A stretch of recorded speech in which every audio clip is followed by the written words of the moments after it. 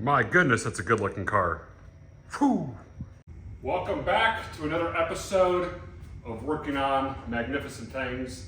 Magnificent as in working on the floors. So what happened was I was getting the floors prepped to do the carpet install, do the rust converter, all that stuff, and I realized that the flooring has pinholes in it.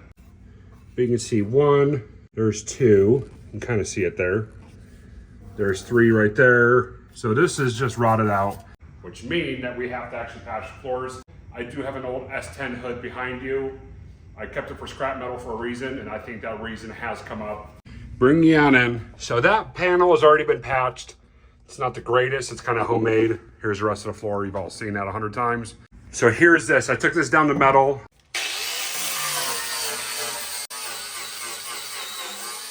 So we're gonna cut this section out. The rest of it feels pretty good. I'm gonna show you an easy way to see how strong your floors are in a vehicle. We're gonna smack that floor with a screwdriver in a bunch of places and see where the screwdriver goes through. If it goes through, then it fails my test. So don't worry about this upper rocker here. Obviously there's some rot there. I'm not gonna get to that yet. I'm focused on the floor because I need to get this carpet down, or I wanna get this carpet down and start driving it. I got a couple patches I need to do. That's one of them. I'm gonna consider that exterior, even though it's interior. So here's my screwdriver method. Yep, right through. So that's all bad. Oh, that's solid, not even denting it. That's, yep. So it's probably about a 3" by, I don't know, 5" section. That's what we're gonna cut out on this. Let's go underneath and see if we see it. I don't think we're gonna be able to see it. I think there's gonna be stuff in the way. I'm on top of something. But let's go ahead and get that cut out real quick. Then we're gonna take a measurement of what I cut out and use the S10 as sheet metal. Bring you in. There's the holes now. I just created all that. This one, that one. The rest of it is solid. It's just this right here.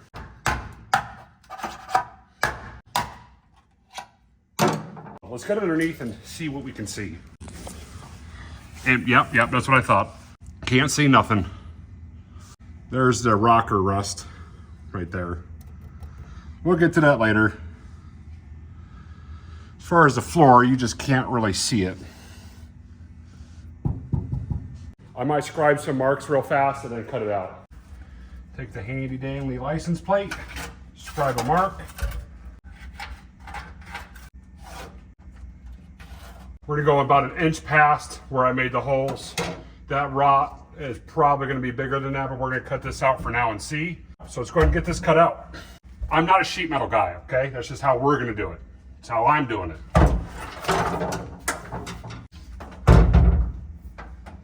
All right, let's start cutting.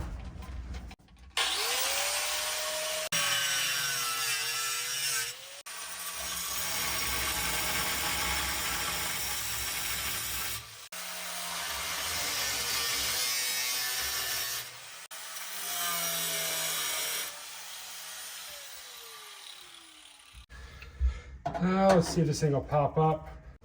And that's it, that's the hole. You can see I kind of got into the railing down here. This is just a support for the cab, which is kind of a big deal. But what's nice is I got a welder, so I'm gonna get underneath it and weld it up because I really can't get to it from the top side, but here is the plate. And what's in here is just dirt, that's all it is. So we're gonna suck that out with the vacuum, clean up all that. We're gonna get a template made from the piece that we cut out. We'll just take it over to the S10 hood and just cut out a piece. What I'm gonna do is I'm gonna scribe it again, but I'm gonna go on the outside of the scribe line because obviously we gotta account for the thickness of the cutoff wheel. Then after that, we'll start massaging it down into place to make sure that thing fits super nice. Nice part is that railing is there, so it can pretty much just rest right on there and we can tack it in and we don't really have to worry about holding it. A lot of stuff's gonna be going on top of that. You'll never feel it, you'll never notice it, and you know what? The rust will be gone and it'll work. So let's go ahead and hammer that back down, make that flat, we'll make a template, get a piece cut out and start patching it up. Don't overthink it. It doesn't have to be complicated. Now don't beat me up in the comment section. I'm not a sheet metal guy. I don't work with sheet metal. Let me take a drink of some Sunkist Zero. I could have gone online and ordered a patch panel, but I don't want to spend the 30 bucks when I got free material here. So that's what we're gonna do. That's the only rotted out spot that I saw. Okay. Don't mind the mess over here, okay? I got a lot of things going on. I got more projects than this going on. Just bear with it. All we're gonna do is just slightly tap this flat. Doesn't have to be perfect. That'll be it. Let's go ahead and trace it and get one cut out.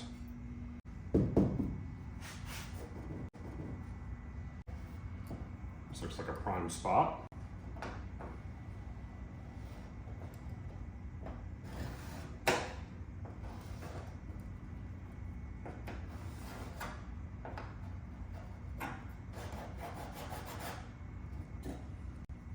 There it is, a nice pokey line that will be sure to be really hard to work.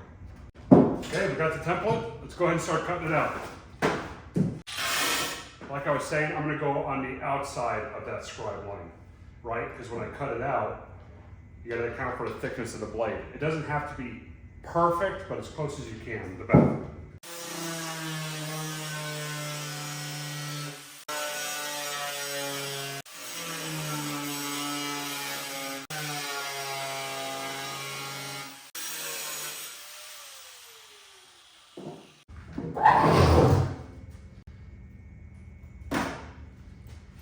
Patch panel right there. Like I was saying, I never patched a floor before, but I think we can figure it out together. What do you think?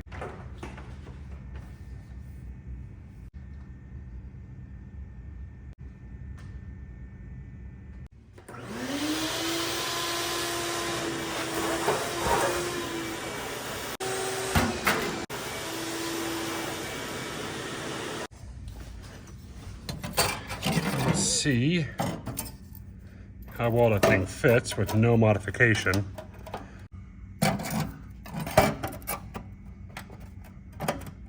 That's how it goes. It goes in like that. Still a little too wide. We're just gonna massage it. This is actually lining up. So these two corners and these three sides are actually lining up here. It's actually dropping right down into place.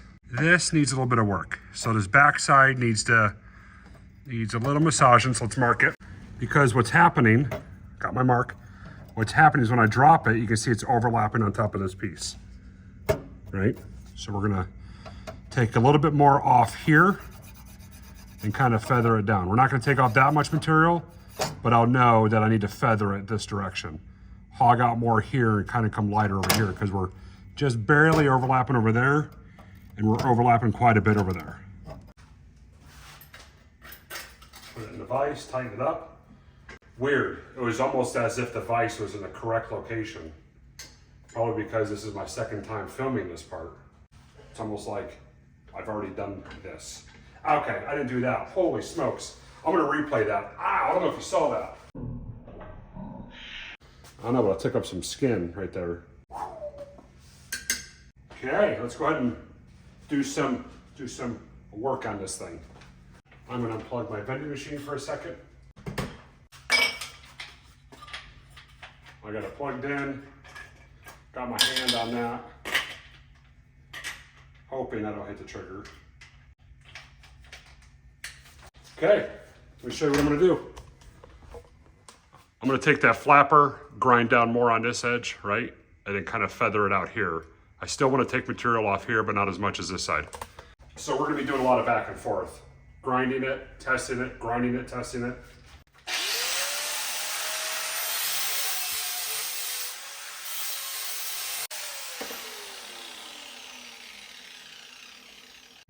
I'll be back.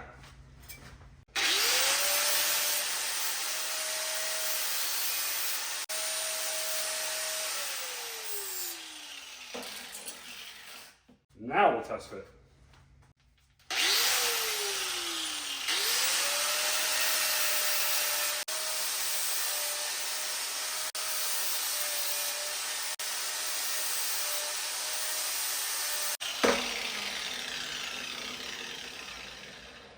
Back and forth, almost there.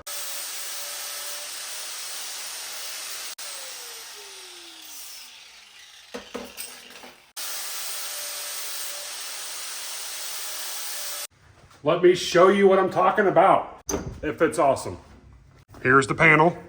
All right, we just massaged it, just a couple spots. If you take a shot every time I said massage, you'd be toast by now.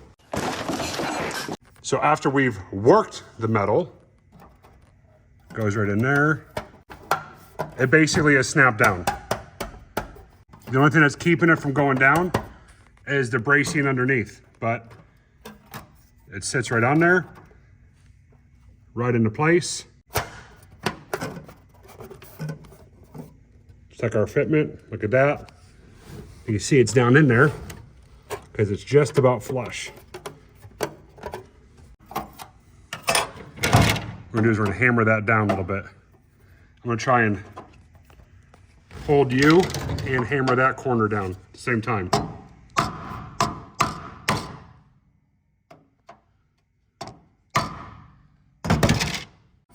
There it is. Now it's flush. Now it's in there. There's the patch. Next, what we're gonna do is we're gonna clean up this metal, okay? But what I need to do is just give a nice surface around here. So when I weld it, it's got nice clean metal to weld to. So we're gonna work on that, get that prepped, and tack that thing into place. And we'll just stitch it all around. We'll throw some primer on it, and then we'll throw some of that Rust-Oleum. This is what I got.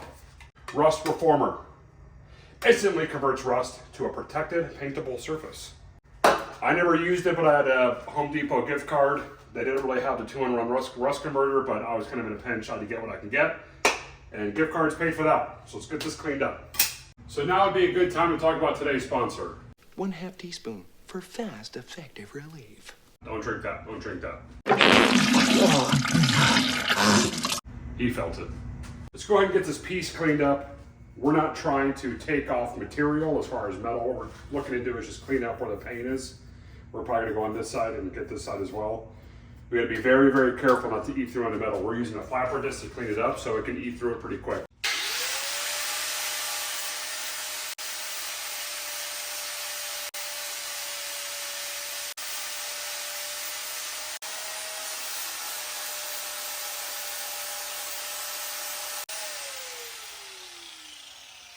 That's it. I ended up doing the whole thing. Why not? I was already there. Okay. I say we're ready to stitch this thing in. All right, got the welder over here. We're gonna go ahead and turn it on. I switched it to 18 gauge because we're doing thinner sheet metal because the flooring isn't the thickest, as we know. I got my preset already set up for it. There's 18. If you switch the dial, it changes all your voltage and your wire speed. I'm kind of blinking on 18 gauge there. 030 wire, 2575 mix for argon CO2. Got the ground just resting here, and it worked just fine. We also got the air compressor because every time we throw a tack weld down, we're gonna spritz it with some air. We don't want that metal warping on us. And that's what we're gonna do. We're just gonna take our time and just do stitches all around, and eventually it'll just be fully welded in. Then we'll grind it flush and get ready for some paint on top or that rust converter. So let's go ahead and start knocking that out. Let's go ahead and pre-fill the handle with gas. That should be good. Okay, we're just gonna slowly work our way around it, and eventually it'll be welded in.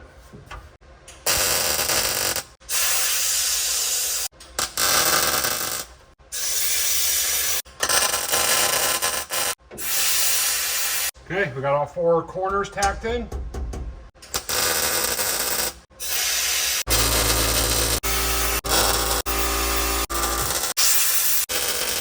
Okay, now that I got every corner tacked down, every side tacked down, I'm not too worried about it warping anymore.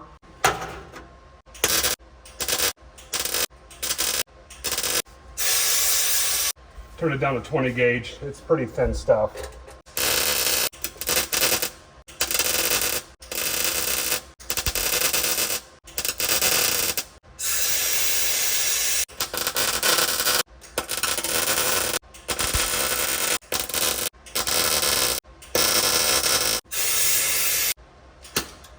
I'm almost done. Every time I do this, I close my eyes, don't worry. Problem is, it's real thin right here, real thin, so I gotta be super careful.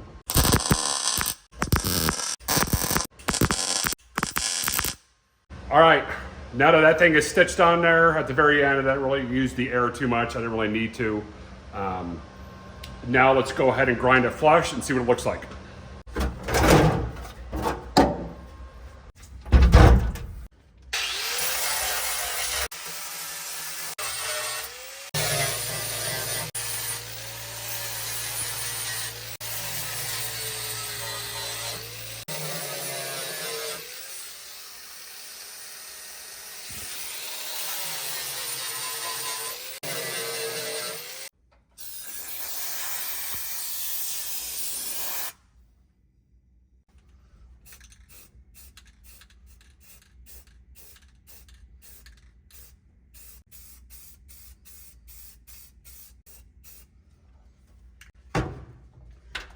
I call that a victory. There it is, all done, patched in there. I think that's the only one that was bad. Everything else is pretty darn good. Got some surface rust here, but it's strong. Now that the hard part's over, now we can just go ahead and cover the floor and that, what is it? What did I get? Rust reformer that instantly converts rust to a protected, paintable surface. I'm sure it's the best stuff ever made.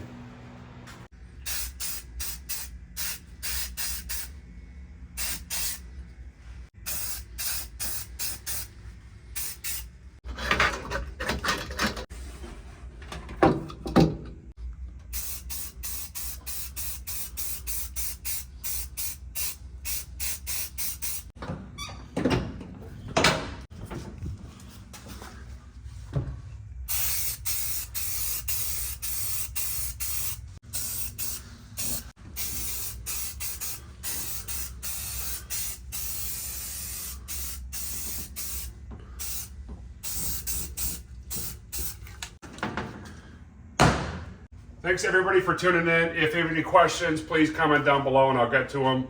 Hopefully during the video, I showed you guys truly, really how easy it is to do flooring in a vehicle. The main things are make sure the metal is clean, take your time, and don't burn through it. Once you're all done, grind it flush, but if you're gonna be doing a carpet kit like I am, it doesn't really matter how perfect it is. It's not gonna be seen anyway. But thanks everybody for watching. Enjoy the work week. We'll see you next week. See ya.